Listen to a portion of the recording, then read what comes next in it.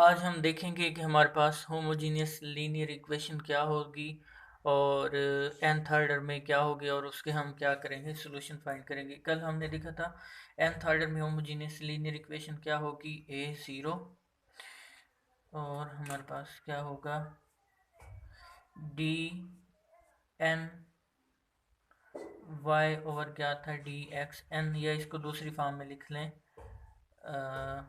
a1 D N minus one Y N minus one derivative D X N minus one plus up to so on plus क्या हो गया A N minus one होगा अगर इधर D Y over क्या हो D x, और plus हमारे पास क्या होगा ए एन और सिंपली क्या होगा y इज इक्वल टू, अगर ज़ीरो है तो होमोजीनियस होगी, अगर f ऑफ x है तो वो हमारे पास क्या होगी, नॉन होमोजीनियस होगी।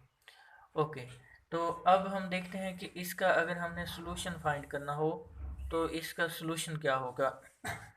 तो इसको अगर हम एक्सपोनेंशियल फंक्शन में कन्वर्ट करें, एक्सपोनेंशियल फंक्शन में क्यों कन्वर्ट करेंगे, क्योंकि एक्सपोनेंशियल फंक्शन ही ऐसा फंक्शन है जिसका अगर मेरे पास टू एक्स है वाई, इसका डेरिवेटिव लेता जाऊं तो इसका derivative two E two X, फिर क्या होगा फोर ई टू एक्स, तो इसी के मल्टीपल की फॉर्म में आएगा। तो अगर सिंपली आगे जाके हम इनको ऐड करें तो ओवरऑल हमारे पास जो आंसर है वो किसके इक्वल आता है, ज़ीरो के। कैसे आता है वो देखते हैं। अगर मेरे पास क्या हो y इज इक्वल टू हो e raise to the power m x, ये हो गया। अब इसका फर्स्ट डेरिवेटिव हमारे पास क्या होगा dy over dx is equal to क्या होगा m e m x हो गया, ये इसका फर्स्ट डेरिवेटिव हो गया। अगर मैं सेकंड डेरिवेटिव लूँ D square Y over D X square, तो ये मेरे पास क्या हो जाएगा, m का स्क्वायर हो जाएगा, ई एम एक्स हो गया, ये हमारे पास सेकंड डेरिवेटिव होगा। इसी तरह अगर हम चलते जाएं और इसका अगर हम लेते हैं n डेरिवेटिव, तो क्या होगा D N Y over D X N. अब इधर टू है तो m की पावर टू है, तो इधर n है तो m की पावर n, डेरिवेटिव है तो m की पावर n होगी, और e raise to the power m x, ये हो गया। अब अगर ये तमाम की तमाम वैल्यू हम इस इक्वेशन को अगर मैं वन का नाम दूं और इसमें पुट कर दूं तो हमारे पास क्या होगा, हम इसको पुट करके देखते हैं कि अगर हमारे पास पुट करें ये ए ज़ीरो होगा, इसकी वैल्यू हमारे पास कितनी थी, m raise to the power n, और क्या था e raise to the power m x हो गया, प्लस ए वन हो गया, और इसकी वैल्यू हमारे पास क्या होगी, simply m n minus one E raise to the power m x हो गया, plus up to so on अगर हम करते जाएं तो क्या होगा A N minus one M E raise to the power m x, plus क्या होगा हमारे पास कि जब हम लिखेंगे ए एन हो हमारे पास ए एन, तो E raise to the power क्या होगा M X is equal to हमारे पास क्या हो गया ज़ीरो। अब इसमें अगर हम देखें कि E raise to the power M X common आए तो हमारे पास बाकी क्या रह जाएगा, ए ज़ीरो एम की power N plus A one M raise to the power N minus one plus up to so on, plus क्या होगा A N minus one M हो गया, प्लस क्या हो गया A N is equal to zero. अब हमें पता है कि जो हमारे पास e raise to the power M X है, e की कोई भी पावर हो वो ज़ीरो को इक्वल नहीं होता।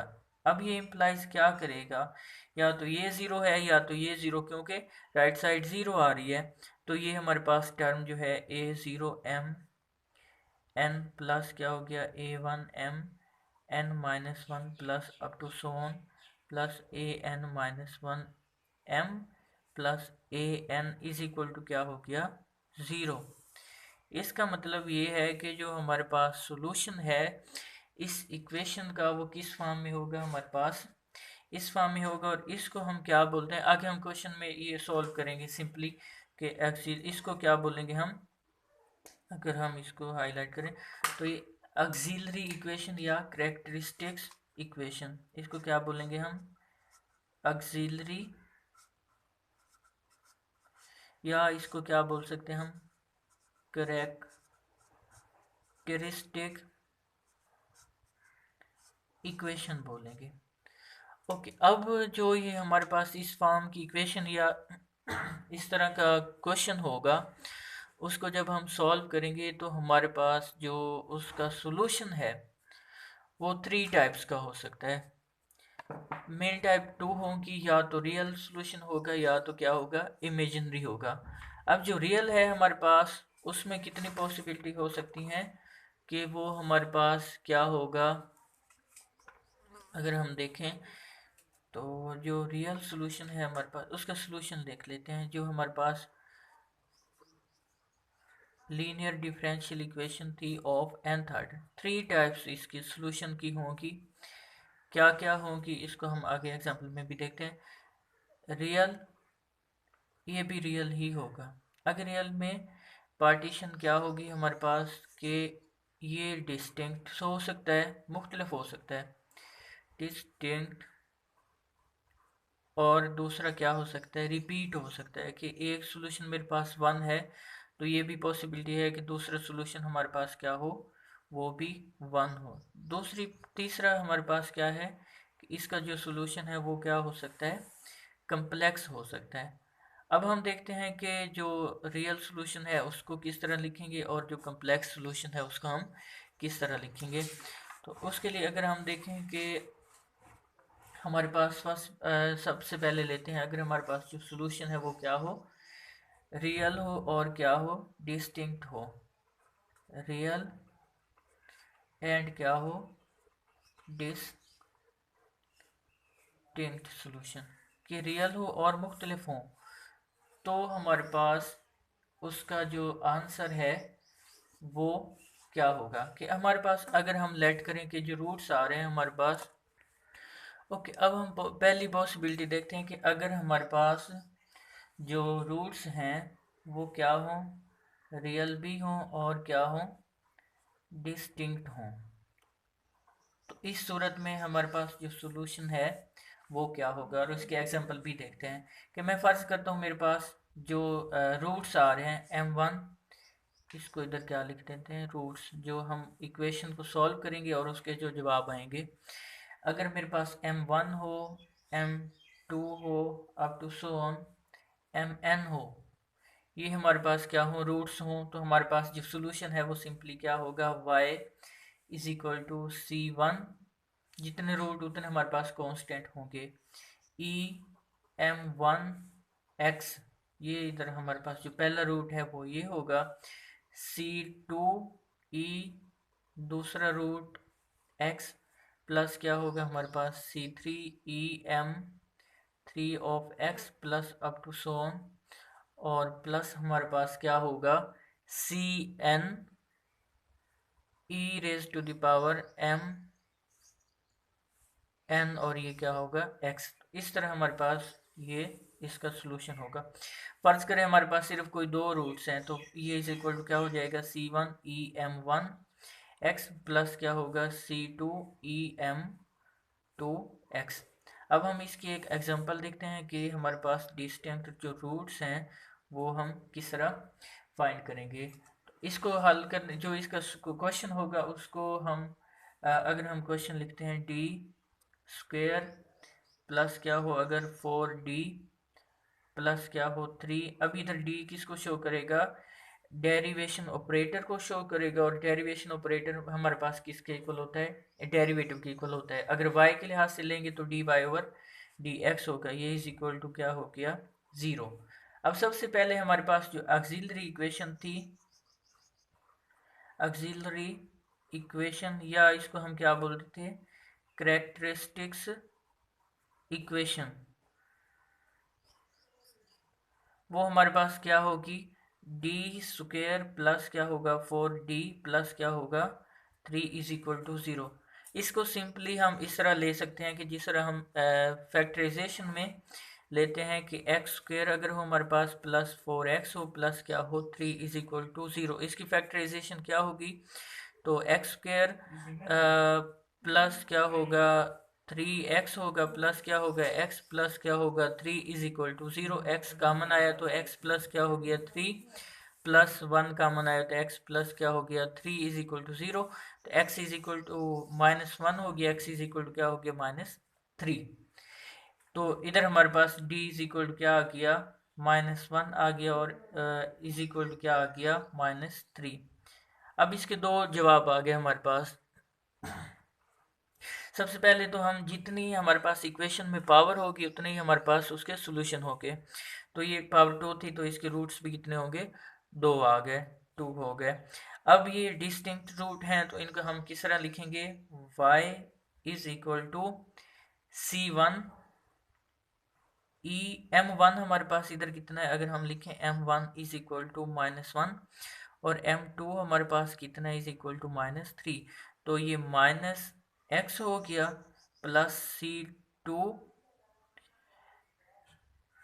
e raise to the power m2 कितना हमारे पास -3, ये x हो गया, ये इसका हमारे पास क्या हो गया आंसर हो गया। इसी तरह हमारे पास ये जो D square plus 4d plus 3 है, इसको अगर हम डायरेक्ट कैलकुलेटर से करें तो ये हमारे पास क्या होगा कि अगर हम कैलकुलेटर में इसको देखें कंपोजिशन, अब इस पे हम 5 नंबर पे आए, किस पे इक्वेशन पे। इक्वेशन में हमारे पास पहले लीनियर इक्वेशन होगी 2 वेरिएबल में और फिर हमारे पास 3 पॉइंट पे जो है जो क्वाड्रेटिक इक्वेशन है, तो हम इसको अगर प्रेस करें तो ये अब हम इसके सिर्फ कोफिशिएंट लिख देंगे। कोफिशिएंट हमारे पास क्या होंगे, पहला कोफिशिएंट क्या है 1, दूसरा 4 और 3, 1 4 और क्या है 3। तो इसको इक्वल को प्रेस करेंगे तो हमारे पास एक आंसर क्या आया है -1, दूसरा कितना है -3। तो डायरेक्ट भी हम इसको इससे निकाल सकते हैं। ओके, अब दूसरी हमारे पास पॉसिबिलिटी क्या होगी कि रियल रूट होंगे और क्या होंगे रिपीटेड होंगे, रियल एंड क्या होंगे रिपीटेड। तो इस सूरत में हमारा जो सोल्यूशन है linear differential equation of nth order, उसको हम किस तरह लिखेंगे? तो हमारे पास इसकी जनरल फॉर्म लिख लें कि अगर हमारे पास वही जो था m1 m2 m3 हमारे पास कोई सोल्यूशन थे तो हम उसको किस तरह लिखते थे।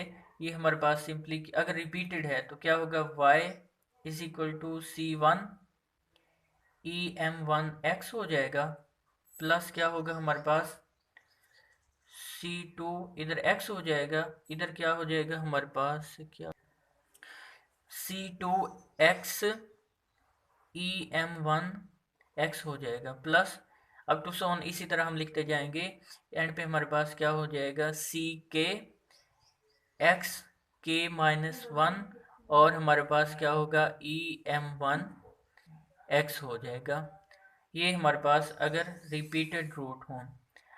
अगर हमारे पास जो रूट्स हैं वो रिपीटेड भी हों और डिस्टिंक्ट भी हों तो सिंपली हम क्या लिख देंगे, अगर मेरे पास कोई दो रूट हैं ये m1 अगर मैं लेता हूँ ये भी मेरे पास 1 है, m2 भी 1 है, तो क्या लिखेंगे हम? तो सिंपली जो रिपीटेड हो रहे हैं उन पे ये रिपीटेड वाला लगाएंगे, बाकी पे हम डिस्टिंक्ट वाला लगाएंगे।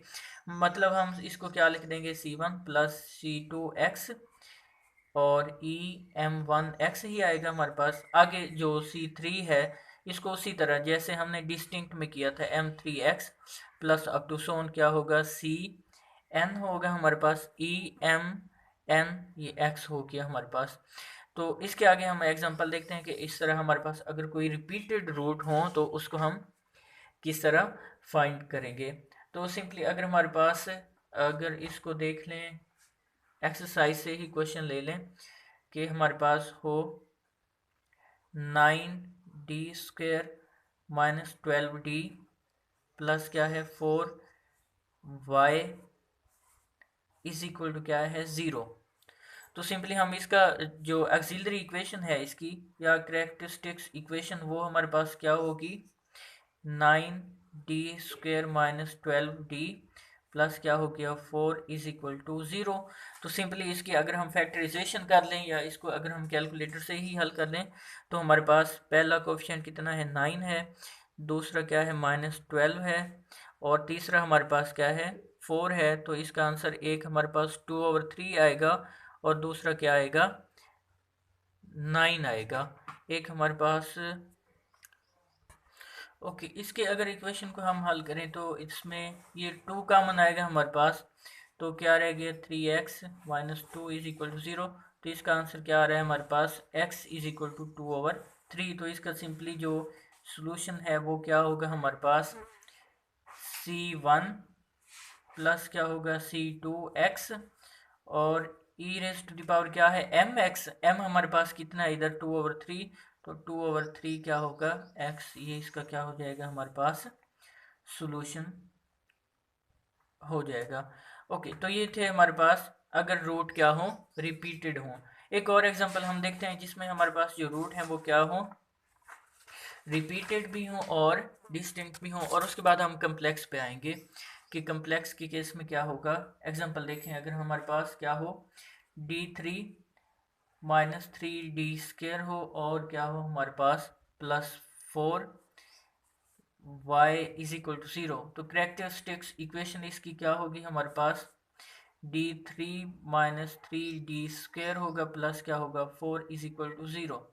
अब हमारे पास ये 3 में है तो सिंपली हम इसको डायरेक्ट कैलकुलेटर से भी हल कर सकते हैं। क्या होगा हमारे पास कि अगर हम इक्वेशन में आके इसको 4 पे आए तो हमारे पास ये क्या होगा 1, फिर क्या होगा -3 होगा, फिर क्या होगा 0 होगा, फिर क्या होगा 4। तो ये हमारे पास इसका आंसर -1, 2 और 1।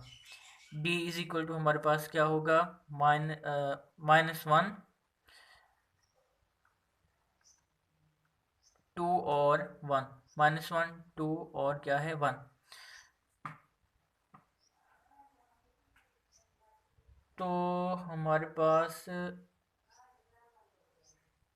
ओके ये हो गया। अब ये इसके रूट्स क्या है हमारे पास डिस्टिंक्ट रूट्स हैं, तो इसका आंसर हमारे पास सिंपली क्या हो जाएगा कि इसको हम रियल वाले फार्मूला डिस्टिंक्ट वाला भी लगाएंगे और रिपीटेड वाला भी लगाएंगे। आगे हम देखते हैं कम्प्लेक्स। इसका ये रूट क्या होगा हमारे पास 2 होगा, गलती होगी थी। ओके अब हमारे पास सिंपली इसको अगर हम सोल्यूशन लिखें तो y इज इक्वल क्या होगा c1 e raise to the power m की जगह पे हमारे पास -1 होगा तो -x हो जाएगा, प्लस ये दो रूट रिपीटेड हैं तो c2 e raise to the power 2x हो गया प्लस c3x होगा e raise to the power क्या होगा 2x। ये इसका हमारे पास क्या हो गया सॉल्यूशन होगा। इसी तरह एक और एग्जांपल हम देखें, अगर डिस्टिंक्ट रूट की ही तो हमारे पास क्या होगा। अगर मैं लिखूं d3 एग्जांपल, सिंपली क्वेश्चन हमारे पास MCQs में पूछे जा सकते हैं 5d² प्लस क्या होगा 7d माइनस क्या हो 3 y इज इक्वल टू क्या हो 0। इसकी ऑक्सिलरी इक्वेशन क्या बनेगी हमारे पास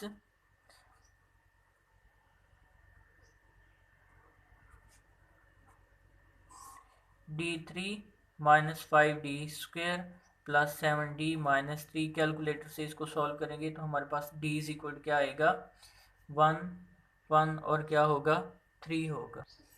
तो इसके जो रूट्स हैं वो हमारे पास क्या होगा c1 प्लस क्या होगा c2x प्लस क्या होगा c3 e raise to the power 3x। ये हमारे पास हो गया। अब तीसरे केस पे और इम्पोर्टेंट केस जो है हमारे पास वो क्या है कम्प्लेक्स रूट अगर हो हमारे पास 3 केस में क्या होगा कि अगर हमारे पास जो रूट्स हैं वो क्या हो कम्प्लेक्स हों, तो उस केस में हमारे पास जो रूट्स को लिखेंगे आंसर में वो हमारे पास क्या होगा। तो उसका सिर्फ जो मेथड है वो हम लिख लेते हैं और फिर उसका आगे हम एग्जांपल से देखते हैं कि उसको हम किस तरह सॉल्व करेंगे।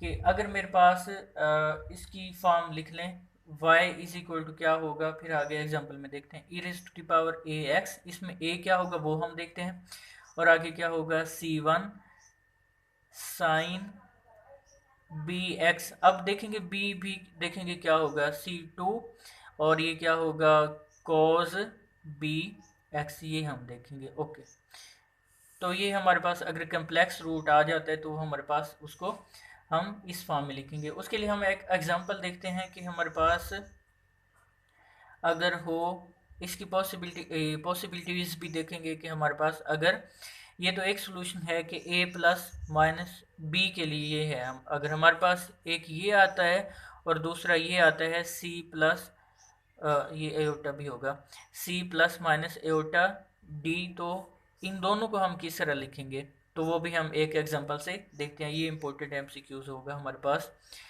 अच्छा, इसको पहले केस को देखते हैं कि अगर हमारे पास एग्जांपल अगर मैं लिखूं टू के केस में, इसी को सॉल्व करते हैं कि टू क्वाड्रेटिक इक्वेशन के केस में।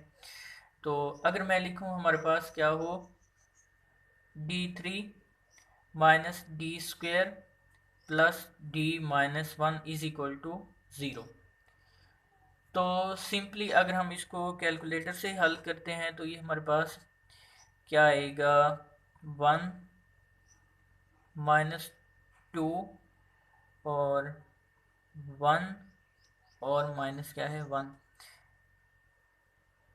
इसका एक आंसर किस में आ रहा है हमारे पास, पहला आंसर इसका 1 आ रहा है, तो सिंपली हम 1 की मदद से इसको सॉल्व कर सकते हैं। d इज इक्वल टू क्या आ रहा है हमारे पास 1। अब d एक आंसर हमें मिल गया तो हमें सिंथेटिक डिवीजन पता है, तो उसको लगाएं अगर हम, कि हमारे पास क्या होगा, 3 का कोफिशिएंट कितना है 1, डी स्केयर का कितना है हमारे पास -1, डी का कितना है 1 और फिर कांस्टेंट क्या है -1। एक सोल्यूशन हमें क्या मिला है 1, 1 नीचे आ गया, 1 को 1 से मल्टीप्लाई किया तो 1 आया। इन दोनों को अगर हम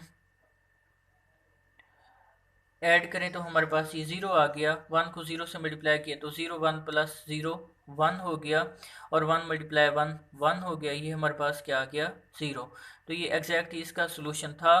तो बाकी ये इक्वेशन हमारे पास क्या आ रहा है कि constant x variable x square variable, तो अगर x की फॉर्म में लिखें तो x square plus 0x plus क्या होगा हमारे पास 1 इज इक्वल टू 0। अगर d की फॉर्म में लिखें तो d स्क्वेयर प्लस क्या हो जाएगा 1 इज इक्वल टू 0। ये हो गया। तो अब हमारे पास जो रिमेनिंग इक्वेशन है वो क्या होगी, डी स्केयर प्लस 1, या इसको इस फॉर्म में भी लिख सकते हैं, D minus 1 is equal to 0। इसका आंसर 1 पहले आ किया, तो इसको अगर हम देखें D square plus 1 is equal to 0, D square is equal क्या होगा -1, तो डी इज इक्वल क्या हो जाएगा -1 का स्केयर रूट, तो D is equal to plus minus is equal to minus क्या होगा एयोटा और प्लस एयोटा, ये हो गया। अब इसको अगर हम लिखें रूट्स में किस तरह लिखेंगे, सिंपली ये डी हमारे पास क्या आया है, अगर हम लिखें a plus iota B plus minus आ जाएगा अगर दो सोल्यूशन है, तो d इज इक्वल टू क्या होगा 0। a की वैल्यू इसमें क्या होगी 0, मतलब ये हमारे पास क्या है 0 प्लस माइनस एओटा ये है, तो 0 प्लस माइनस क्या होगा एओटा, और b की वैल्यू कितनी हमारे पास 1 है। तो सिंपली हम इस फार्मूले में ये वैल्यू पुट कर देंगे, तो सिंपली इधर के अगर हम लिखें कि y इज इक्वल टू हमारे पास क्या होगा ए की वैल्यू कितनी है हमारे पास 0, x हो जाएगा, और c1 साइन b कितना है हमारे पास 1 है, तो साइन 1x होगा, प्लस क्या होगा c2 कॉज b कितना है हमारे पास 1x हो गया, तो ये हमारे पास e raise to the power 0 हमारे पास क्या होगा 1। सिंपली इसका जो आंसर है वो हमारे पास क्या हो गया c1 sign of x plus क्या हो गया c2 कॉज ऑफ x, ये इसका आंसर आ गया सिंपल। अब ये तो था अगर हमारे पास इस फॉर्म में सिर्फ एक सोल्यूशन आया प्लस का और माइनस का, मतलब दो आ गए। अगर हमारे पास चार हों इस फॉर्म का हो तो इसका सोल्यूशन क्या होगा, उसके लिए हम एक एक्सरसाइज में से क्वेश्चन देखते हैं कि हमारे पास उसका आंसर क्या होगा, और उसको हल करके देखते हैं कि अगर हम क्वेश्चन लें एक्सरसाइज में से कि हमारे पास हो, इधर इसको ले लेते हैं। क्वेश्चन अगर हमारे पास हो कि हमने सॉल्यूशन फाइंड करना हो कि इसका d4 plus 4y is equal to 0, इसका हमने सॉल्यूशन फाइंड करना है। तो सिंपली इसकी जो अगर हम देखें तो ऑक्सिलरी इक्वेशन क्या होगी, ऑक्सिलरी इक्वेशन हमारे पास इसकी क्या होगी, simply d4 plus 4 is equal to 0। अब हम इसको सॉल्व करेंगे, तो ये हमारे पास क्या बनेगा, इसको अगर हम लिखें डी स्केयर का क्या बनेगा, स्केयर प्लस 2 का क्या बन गया हमारे पास, स्केयर इज इक्वल टू 0। तो ये क्या बनेगा, इसको कंप्लीशन ऑफ फार्मूला से करें तो ये हमारे पास 2 का स्केयर प्लस 2 फार्मूला का डी स्केयर फर्स्ट टर्म और सेकंड टर्म हमारे पास 2 है, ये खुद से ऐड किया तो इसको माइनस भी करना पड़ेगा, डी स्केयर और हमारे पास ये क्या होगा 2 इज इक्वल टू 0, ये हो गया। अब ये हमारे पास इतना हिस्सा देखें तो किसका फार्मूला बनेगा, डी स्केयर प्लस 2 का स्क्वायर हो गया हमारे पास, ये माइनस क्या होगा 4d square is equal to 0। इसको अगर सॉल्व करें डी स्क्वायर प्लस 2 और इसका क्या हो गया हमारे पास स्क्वायर माइनस 2d का ये स्क्वायर बनेगा इज इक्वल टू 0। अब हमारे पास ये सिंपली क्या होगा कि जो इसको एक फार्मूला हमारे पास था ए स्क्वायर माइनस बी स्क्वायर, उससे ये क्या बनता है, एक मरतबा प्लस में और एक मरतबा किस में होता है, ए माइनस बी माइनस में होता है। सिंपली हमारे पास एक मरतबा प्लस में लिखा तो हमारे पास डी स्क्र प्लस 2 प्लस हमारे पास क्या आ गया 2d और दूसरा क्या होगा डी स्क्र प्लस 2 माइनस क्या हो गया 2t इज इक्वल टू 0, ये हो गया। अब इसको सोल्यूशन फाइंड करने के लिए हमें क्या करना पड़ेगा, सिंपली अगर हम इसका पहला केस देखें क्या है डी स्क्वेयर प्लस, इसको अरेंज करेंगे तो जो इसकी एग्जैक्ट फॉर्म होती है वो क्या होती है 2d प्लस क्या होगा 2 इज इक्वल टू 0। इसको अगर और दूसरी देख लें, अगर हमारे पास डी स्क्वेयर है प्लस सॉरी माइनस क्या होगा 2d होगा और प्लस क्या होगा 2 इज इक्वल टू 0। तो सिंपली इसका अगर हम आंसर फाइंड करें तो हमारे पास ये क्या होगा, इसको अगर हम हल करते हैं तो हमारे पास इसकी फैक्टराइजेशन नहीं बनेगी, X D is equal to क्या है 1 और जो हमारे पास ये फार्मूला होता था a इज इक्वल टू 1 है, b इज इक्वल टू 2 है और c इज इक्वल टू क्या है हमारे पास 2 है। तो x इज इक्वल टू था minus B plus minus B square minus 4ac over क्या था 2a।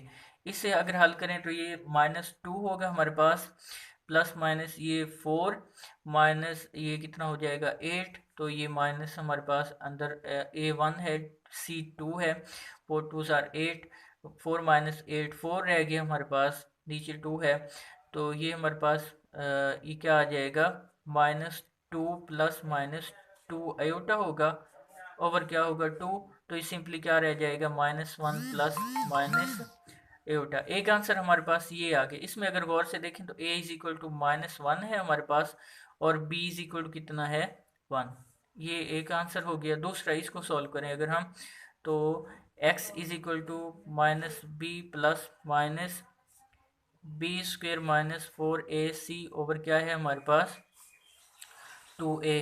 तो x इज इक्वल टू हमारे पास सिंपली x लिख लें या d लिख लें इधर, तो हमारे पास क्या होगा माइनस बी की वैल्यू इसमें कितनी माइनस 2 है तो माइनस 2 हो गया और ये क्या हो गया हमारे पास प्लस माइनस ये 4ac 4 माइनस 8, तो ये भी हमारे पास क्या हो गया माइनस का 4 माइनस का 4, ये हमारे पास क्या हो गया माइनस का ये प्लस का 2 प्लस माइनस क्या होगा 2 आयोटा ओवर क्या होगा हमारे पास 2, तो ये सिंपली क्या हो गया 1 प्लस आयोटा हो गया 1 प्लस माइनस आयोटा। ये इसमें a इज इक्वल टू क्या होगा 1, b इज इक्वल टू क्या होगा हमारे पास 1, तो ये हमारे पास सोल्यूशन आ गया। इसको अगर हम लिखना चाहें जो स्टैंडर्ड फॉर्म है तो हमारे पास क्या होगा y is equal to c1 sorry e raise to the power mx था हमारे पास। अब m की वैल्यू कितनी है हमारे पास 1 है हमारे पास m की वैल्यू, तो ये क्या होगा सॉरी a की वैल्यू जो हमारे पास, इसको अगर हम देखें तो कम्प्लेक्स में हमारे पास ये general formula E A X c1 sine B X और c2 कॉस बी एक्स। इसको इधर अगर हम लिखें a की वैल्यू हमारे पास पहले केस में कितनी थी ये वाला पहला -1 और b की वैल्यू कितनी है 1, तो e ये माइनस एक्स क्या होगा c1 साइन b की वैल्यू कितनी थी हमारे पास 1, तो ये साइन x हो गया प्लस c2 हो गया और cos b कितना है हमारे पास 1, तो ये cos x हो गया, ये हो गया। प्लस हमारे पास क्या होगा दूसरे केस में, इसी तरह लिखेंगे, a कितना है 1, b कितना है हमारे पास 1, तो e raise to the power m था, m कितना है 1, सॉरी a था, a x था, तो a कितना है 1, तो ये x हो गया, और ये c3 हो जाएगा। साइन होगा हमारे पास b कितना है 1 x, ये हो गया हमारे पास, तो c4 cos ऑफ x, तो ये हमारे पास उसका सोल्यूशन हो गया। तो ये थे हमारे पास जो linear differential equation of nth order है, ये कोई भी ऑर्डर उसका है, तो उसका जो हमारे पास रूट्स हैं उनको हम, उनकी कितनी टाइप होती है और उसको किस तरह हम लिख सकते हैं।